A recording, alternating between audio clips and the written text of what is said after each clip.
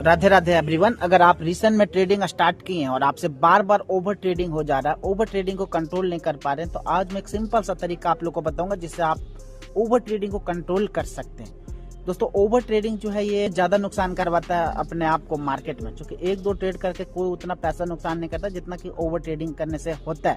और over trading आप करेंगे ये दोस्तों अपना इमोशन की वजह से हो जाता है। ऐसा नहीं कि हम तुरंत ही आते ही मार्केट में ओवर ट्रेडिंग को कंट्रोल कर लेंगे, नहीं।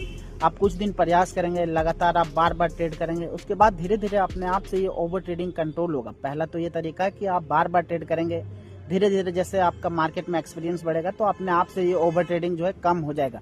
दूसरा तरीका ये है दोस्तों कि जब भी आप मार्केट में आ रहे हैं तो सबसे पहले आप मार्केट का ट्रेंड को देखिए, मार्केट स्ट्रक्चर के बारे में पता नहीं चलेगा तो आप बार बार रैंडम ट्रेड करेंगे, क्योंकि अगर मार्केट अप ट्रेंड में है तो भी दोस्तों आप बार बार सेल का सेटअप ढूंढेंगे, बाय का सेटअप ढूंढेंगे, कहीं पे भी बाय सेल करने का कोशिश करेंगे। वही अगर आपको सिर्फ मार्केट का स्ट्रक्चर के बारे में पता चलेगा कि मार्केट अप ट्रेंड में हायर हाई हायर लोज बनाता है तो दोस्तों आप सिर्फ बाय करने का कोशिश करेंगे। वही डाउन ट्रेंड में लोअर हाई लोअर लोज बनाता है तो मार्केट में आप सिर्फ सेल करने का कोशिश करेंगे।